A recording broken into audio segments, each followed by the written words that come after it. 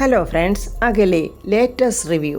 ജയൻ സുശീലിനോട് പറയുക, എടാ എൻ്റെ മനസ്സിലിരിക്കുന്ന ഭാരം ഒന്ന് ഇറക്കി വെക്കാൻ വേണ്ടിയാ ഞാൻ നിന്നെ വിളിച്ചത്.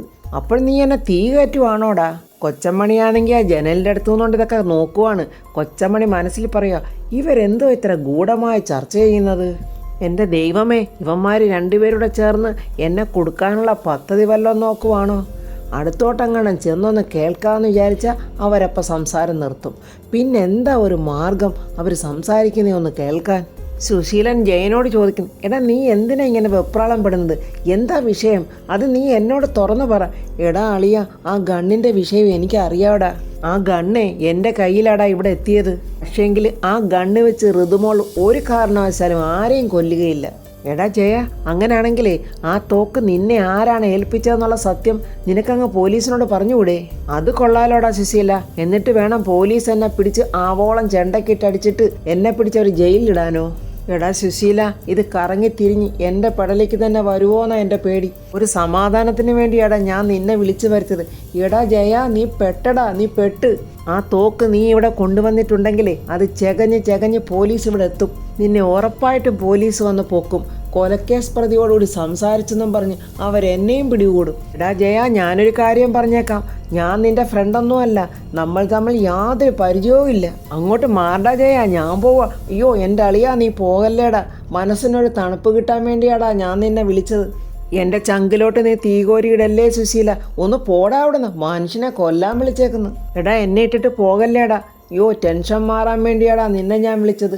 ടെൻഷൻ മാറാൻ രണ്ട് അടിച്ചിട്ട് ഭാര്യയുടെ നിന്ന് രണ്ട് അടിയും വാങ്ങിക്കണ്ടല്ലോ എന്ന് കരുതിയാണ് നിന്നെ വിളിച്ചത്. എന്നിട്ടിപ്പോൾ അതിനേക്കാൾ വലിയ പാരയായി ഇവൻ. ജയൻ അങ്ങനെ ആകെ ടെൻഷനോടെ വീടിനകത്തോട്ട് വരുമ്പോൾ കൊച്ചമ്മണി അവിടെ ഒളിച്ചു നിന്ന് നോക്കുന്ന ജയൻ കണ്ടു. കൊച്ചമ്മണി, അയ്യോ ഇപ്പോൾ അവൻ്റെ വായിൽ ചെന്ന് ചാടണ്ട, അതുകൊണ്ട് ഉടങ്ങാണോ ഒന്ന് മറഞ്ഞു നിൽക്കാം എന്നും പറഞ്ഞ് കൊച്ചമ്മണി അവിടെ ഒളിച്ചു നിൽക്കുവാണ്. ഇനി ഇവർ വല്ലതും കേട്ട് കാണുമോ ഞാൻ സുശീലിനോട് പറഞ്ഞത്? ജയൻ ഇങ്ങനെ ആലോചിക്കുക. പോലീസിനേക്കാൾ പ്രശ്നമാണ് ഈ പെണ്ണുമ്പുള്ള. അപ്പോഴങ്ങോട്ട് ബൈക്കിൽ രാജുവും വേണുവേട്ടനും വരുന്നുണ്ട്. രാജുവിനെയും വേണുവേട്ടനെയും നോക്കാൻ ജയൻ വളരെ ബുദ്ധിമുട്ടുന്നുണ്ട്. അവരും ഇങ്ങനെ ജയനെ നോക്കുവാണ്. ആ സമയത്ത് അകത്തുനിന്നും രാധമ്മയും പ്രിയയും ഐഷമോളും അങ്ങോട്ട് ഓടി വരുവാണ്. രാധമ്മ അടുത്തോട്ട് ഓടി വന്ന് കരഞ്ഞോണ്ട്, മോനെ വേണുവേട്ട, നമ്മുടെ കുഞ്ഞ്. ഐഷമോള് ചോദിക്കുന്നു, ആൻറ്റിയെക്കുറിച്ച് ടി വിയിൽ കേട്ടതൊക്കെ നേരാണോ അമ്മാവ? വിഷമിക്കാതളിയ, നമുക്ക് ദൈവത്തോട് പ്രാർത്ഥിക്കാം എന്നിങ്ങനെ ജയൻ പറയുന്നു.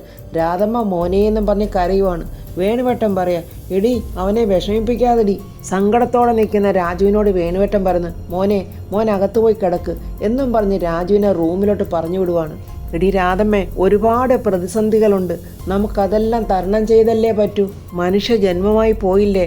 ജയനാണെ സങ്കടവും വെപ്രാളവും ഒക്കെ വരുവാണ്. എന്ത് ചെയ്യണം എന്തു പറയണമെന്നറിയാതെ ജയൻ ഇങ്ങനെ പരുങ്ങലോടെ നിൽക്കുവാണ്.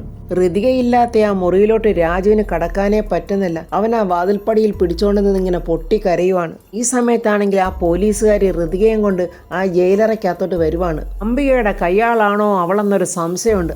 അത്രയ്ക്ക് ദേഷ്യത്തോടാണ് അവൾ ഋതികയോട് പെരുമാറുന്നത്. ആ ജയിലഴിയെ തുറന്നിട്ട് ഋതികയോട് ദേഷ്യത്തോടെ പറഞ്ഞു, കേറകത്തോട്ട്. വലതുകാലി വെച്ചങ്ങോട്ട് കയറിക്കോ കൊച്ചെ, 14 ദിവസത്തെ റിമാൻഡല്ലേ. അതിനിടയ്ക്ക് എന്തെങ്കിലും അത്ഭുതങ്ങൾ സംഭവിച്ചില്ലെങ്കിൽ പിന്നെ നിനക്ക് ഇതിനകത്ത് തന്നെ അങ്ങ് കിടക്കാം. അപ്പോൾ ആ റൂമിനകത്ത് തന്നെ 2 കുറ്റവാളികളും ഉണ്ട്. അവരെ നോക്കിയിട്ട് ഈ പോലീസുകാർ പറയുന്നു, പറ്റിയ 2 കമ്പനിക്കാരുടെ അതിനകത്തുണ്ട്. വലിയ സംസ്കാര സമ്പന്നരാ, അന്തസ്സും ആഭിജാത്യവും ഉള്ളവരാ. ആ ഇരിക്കുന്ന ഒരുത്തിയുണ്ടല്ലോ, സുപ്രസിദ്ധ കള്ളിയാണ് ആര്യക്കുന്നും മേരി. കൂടെ ഇരിക്കുന്നവളുണ്ടല്ലോ, അവൾ കളവൊന്നും ചെയ്തില്ല. അമ്മായി കിണറ്റിൽ തള്ളിയിട്ട് കൊന്ന കീരിക്കാടൻ രാധ. അതുകൊണ്ടേ കുഞ്ഞകത്തോട്ട് കയറി ചെല്ല്. ഇരിക്കുകയോ കിടക്കുകയോ എന്ത് വേണമെങ്കിലും ചെയ്യാം. കേറകത്തോട്ട് കയറിക്കോ എന്നും ദേഷ്യത്തോടെ പറഞ്ഞിട്ട് ആ ജയിലഴി അവൾ അങ്ങ് പൂട്ടി. എന്നിട്ടൊരു വാർണിംഗ് എന്ന പോലെ ആ പോലീസുകാരി പറയുന്നു, ഞാനൊരു കാര്യം പറഞ്ഞേക്കാം. ആര്യക്കുന്ന് മേരിയോടും കീരിക്കാട് രാധയോടും നിന്നെയൊക്കെ പോലെ പ്രൊഫഷണൽ എക്സ്പീരിയൻസ് ഒന്നും ഉള്ള ആളല്ല ഇവൾ. വല്ല അടിയോ വഴക്കോ എന്തെങ്കിലും ഉണ്ടാക്കിയാൽ തല്ലി പൊളിക്കും ഞാൻ എല്ലാത്തിനെയും, കേട്ടോടി എന്നിങ്ങനെ ദേഷ്യത്തോടെ പറയുമ്പോൾ ആ കുറ്റവാളികൾ 2 പേരും എന്നിങ്ങനെ ആക്ഷൻ കാണിക്കുന്നുണ്ട്. മേരി പറയുന്നു, പിന്നെ ഇവളുടെ ഒരു ഭീഷണി, ഒരു മർദ്ദ വന്നേക്കുന്നു, അവളോട് പോകാൻ പറയാതെ എന്ന് മറ്റവളും പറയുക. വിഷമത്തോടെ നിൽക്കുന്ന ഋതികയോട് അവർ പറയുന്നു, എന്താ മഴ നനഞ്ഞ കോഴിയെപ്പോലെ നിൽക്കുന്നത്, ഇങ്ങോട്ട് വന്ന് ഇരിക്കേ. അയ്യോ ഇതെന്താ, ഒന്നും അറിയാത്ത പെണ്ണ് കല്യാണം കഴിഞ്ഞ് ചെറുക്കൻ്റെ വീട്ടിൽ വന്ന് നാണം കുണുങ്ങി നിൽക്കുന്ന പോലെ. കൊച്ചേ നീ പേടിക്കണ്ട, അപ്പൻ്റെ തറവാടാന്ന് കരുതി അങ്ങോട്ട് കയറിയിരിക്കേ. നടയടി വല്ലതും കിട്ടിയോ? ഇതിനകത്തോട്ട് കയറി വരുമ്പോഴേ ഒരു വഴിപാടുണ്ട്.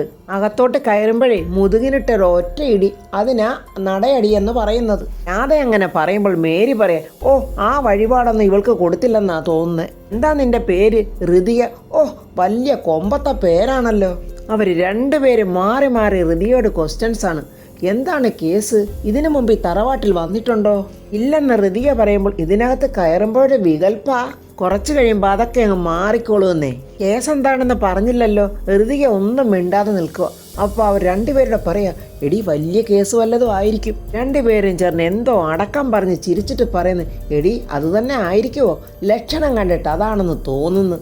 മകളെ ഓർത്ത് പത്മാവതി വിങ്ങി പൊട്ടി കരയുവാണ്. പത്മയുടെ ജോലിക്കാരി മനസ്സിൽ പറയാ, ദൈവമേ ഞാൻ എന്തു പറഞ്ഞ് മേഡത്തിനെ ഒന്ന് ആശ്വസിപ്പിക്കും. സത്യം പറഞ്ഞാൽ ഈ മേഡത്തിന്റെ വിധി ഒരു വല്ലാത്തത് തന്നെ. കോടികളുടെ സമ്പത്തുള്ള ഒരു രാജകുടുംബത്തിൽ ജനിച്ചെങ്കിലും കരയാൻ മാത്രമാണല്ലോ ഇവരുടെ വിധി.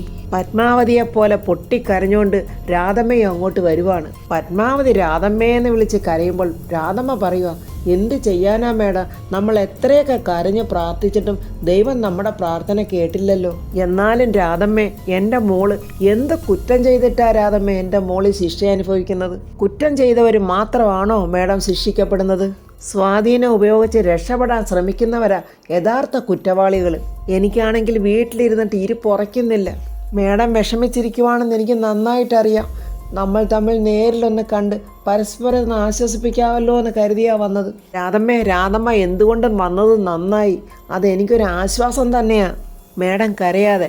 നമ്മുടെ മോളെ ഏത് ജയിലിൽ പിടിച്ചിട്ടാലും രാജു മോളെ പുറത്ത് കൊണ്ടുവന്നിരിക്കും. അവനെ ഞാൻ പ്രസവിച്ചത് കൊണ്ടോ എൻ്റെ മകനായതുകൊണ്ടോ ഞാൻ പറയുന്നതല്ല. അവനിപ്പോൾ എൻ്റെ മകൻ മാത്രമല്ലല്ലോ, മേഡത്തിൻ്റെയും മകനല്ലേ. എനിക്ക് ഉറപ്പുണ്ട് മേഡം, ഒരു പോറൽ പോലും ഏൽക്കാതെ നമ്മുടെ ഋതുമോളെ രാജു പുറത്ത് കൊണ്ടുവരും. അതുകൊണ്ട് മേഡം കരയാതെ. ഇതൊക്കെ എല്ലാവരും അനുഭവിച്ചേ പറ്റൂ. ചിലപ്പോഴൊക്കെ ദൈവം നമ്മളുടെ പ്രാർത്ഥന കേട്ടില്ലെന്നിരിക്കും. പക്ഷേ എപ്പോഴായാലും ദൈവത്തിനത് കേട്ടല്ലേ പറ്റൂ. അതുകൊണ്ട് നമുക്ക് പ്രാർത്ഥനയോടെ ഇരിക്കാം മേഡം. ദൈവം നമ്മളെ രക്ഷിക്കാതിരിക്കില്ല.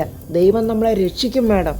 ആ ജയിൽ പുള്ളികളുടെ അടുത്തുനിന്ന് മാറിയാണ് ഋതിക ഇരിക്കുന്നത്. അത് അവർക്ക് അത്രയ്ക്ക് ഇഷ്ടപ്പെട്ടില്ല. അവർ ചോദിക്കുക, എന്താടി ഞങ്ങൾക്ക് അയിത്തമുണ്ടോ? ഞങ്ങളെ കണ്ടിട്ട് മനുഷ്യജീവിയായിട്ട് തോന്നുന്നില്ലേ? ഇതൊരു ജയിൽ മുറിയാ. ഇതിനകത്തെങ്കിലും അല്പം സോഷ്യലിസം കാണിക്കടി.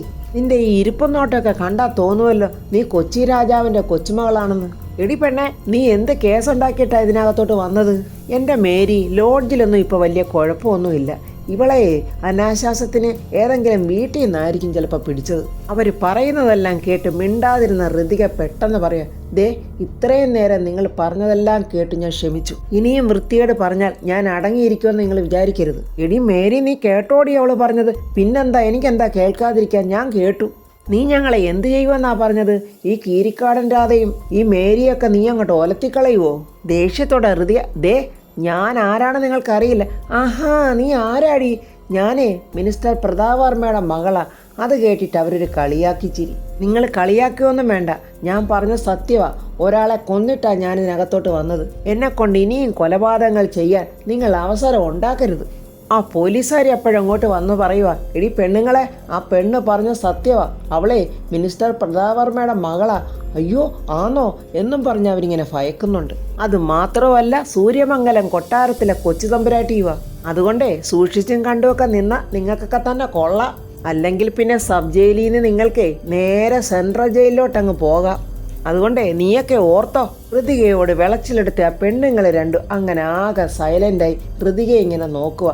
ഋതികയും അവരെ ഇങ്ങനെ നോക്കുവാണ്. ഈ സമയം കൊച്ചമ്മണിയാണെങ്കിൽ നല്ല സുന്ദരിക്കുട്ടിയാട്ടൊക്കെ അങ്ങോട്ട് ഒരുങ്ങി ഒരു കൊട്ടാരം പോലെ വീട്ടിൽ വന്നിരുന്നിട്ട് പറയുക, എന്നോട് ഈ കൊട്ടാരം പോലത്തെ വീട്ടിൽ വന്നിരിക്കാൻ പറഞ്ഞിട്ട് ഇവളിത് എങ്ങോട്ട് പോയി? എന്നോടാണെങ്കിൽ ഒളിച്ചും പാത്തും വരാൻ പറഞ്ഞതിൻ്റെ കാരണം എന്താ? ലോകതരികിടയെ അമ്പിയയ്ക്ക് വേല പണിയുന്ന കൊച്ചമ്മണിയോടാണ് ഈ അമ്പിക കളിക്കുന്നതെന്ന് കൊച്ചമ്മണിക്ക് അറിയില്ല. ദൈവമേ, ഇനി പോലീസെങ്ങാണോ എങ്ങനെ പൊക്കുവോ? ഈ അമ്പിക വേണമെങ്കിൽ എന്നെ ചതിക്കും. ഇവളെയാണെങ്കിൽ കുടിച്ച വെള്ളത്തിൽ പോലും വിശ്വസിക്കാൻ കൊള്ളില്ല. അപ്പോൾ അംബിക അങ്ങോട്ട് കെട്ടിയൊരുങ്ങി വരുന്നുണ്ട്. അംബിക വന്നതും കൊച്ചമ്മണിയോട് ചോദിക്കുക, വന്നിട്ട് ഒത്തിരി നേരമായോ? കുറച്ചു നേരമായി. അല്ല അംബികെ, ഈ വീട് ആരുടേതാ? അതെ, ഈ വീടും എൻ്റെത് തന്നെ. എന്തായാലും മുണ്ടയ്ക്കലമ്മ ഇരിക്കി. മുണ്ടയ്ക്കലമ്മ ഇങ്ങോട്ടെങ്ങാണം വന്നത് പോലീസുകാരെങ്ങാണം കണ്ടോ? ഇല്ല അംബികേ. അതെന്താ അംബികേ അങ്ങനെ ചോദിച്ചത്? അതെ, പണി ഒന്ന് പാളി ഇരിക്കുക മുണ്ടയ്ക്കലമ്മേ. ആ ഗണ്ണെടുത്ത് അവളുടെ ബാഗിൽ വെച്ചത് മുണ്ടയ്ക്കലമ്മയല്ലേ? അയ്യോ അംബികെ, അത് അംബിക പറഞ്ഞിട്ടല്ലയോ ഞാൻ അങ്ങനെ ചെയ്തത്. അത് കേട്ടിട്ട് അംബിക പറയാം, എന്നാലേ ഞാൻ പറഞ്ഞോ പറഞ്ഞില്ലയോ എന്നുള്ളതല്ല ഇവിടെ വിഷയം. മുണ്ടയ്ക്കലമ്മ അത് ചെയ്തു. ഒരു പെൻ ഡ്രൈവ് അവളുടെ ബാഗിനകത്ത് വെച്ചു. അയ്യോ അംബികെ, അതും അംബിക പറഞ്ഞിട്ടല്ലയോ ഞാൻ അങ്ങനെ ചെയ്തത്. അതിന് മുണ്ടയ്ക്കലമ്മ, ഞാൻ പറഞ്ഞതൊന്നും ആരും അറിയുന്നില്ലല്ലോ.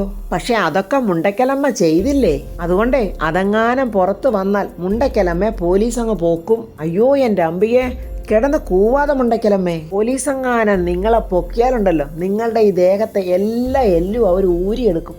അംബിക അങ്ങനെ പറഞ്ഞത് കേട്ട് വെപ്രാളത്തോടെ കൊച്ചമ്മണി, എന്തൊക്കെയാ അംബിക ഈ പറയുന്നത്? എന്തൊക്കെയായാലും ഞാനിതൊക്കെ ഒറ്റയ്ക്കൊന്നും ചെയ്തിട്ടില്ല. ഇതെല്ലാം അംബിക എന്നെ കൊണ്ട് ചെയ്യിപ്പിച്ചതാ. അതുകൊണ്ടാണല്ലോ നിങ്ങളെ രക്ഷിക്കാൻ വേണ്ടി ഞാൻ ഈ കാശൊക്കെ മുടക്കുന്നത്. അങ്ങനെ അംബിക ബാഗ് തുറന്ന് ഒരു പാസ്പോർട്ടും ഒരു പേപ്പറും ഒക്കെ കൊടുക്കുന്നുണ്ട്. വേണ്ട മുണ്ടയ്ക്കലമ്മ, ഇത് നിങ്ങൾ എൻ്റെ കയ്യിൽ തന്ന നിങ്ങളുടെ പാസ്പോർട്ട്. ബാക്കിയുള്ളതൊക്കെ ഗൾഫിലേക്കുള്ള ടിക്കറ്റും വിസയുവ. ഈ കേസൊക്കെ ഒന്ന് ശാന്തമാകുന്നവരെ മുണ്ടയ്ക്കലമ്മയെ ഗൾഫിലുള്ള എൻ്റെ ഒരു ഫ്രണ്ടിൻ്റെ വീട്ടിലോട്ട് പോ. അയ്യോ, അതിന് ഏത് ഫ്രണ്ടാ അംബികയെ? അതെ, ഒരു സുമലതാ വർമ്മ. എനിക്ക് അവിടെ ചെന്നിട്ട് അടിച്ചു തൂപ്പ് തന്നെയാണോ അംബികയെ പണി? അയ്യോ എൻ്റെ മുണ്ടയ്ക്കലമ്മേ, അവിടെ ആണെങ്കിൽ മുണ്ടയ്ക്കലമ്മ ഒരു പണിയും ചെയ്യണ്ട. അവൾ പൊന്നു പോലെ നോക്കിക്കോളൂ. UAE-യിലൊക്കെ ഒന്ന് കറങ്ങ കൊച്ചമ്മണിയമ്മേ. അരികടയാണല്ലോ കൊച്ചമ്മണി. കൊച്ചമ്മണിക്ക് വീണ്ടും സംശയം. അല്ല അംബികെ, ഗൾഫിൽ എവിടെയായി സുമലതയുടെ വീട്? അവൾ താമസിക്കുന്ന അജ്മാലില്ല, പക്ഷെ റാസി ഹേമയിലേക്കാ ടിക്കറ്റ്. അതെന്താ അംബികെ അവിടെ?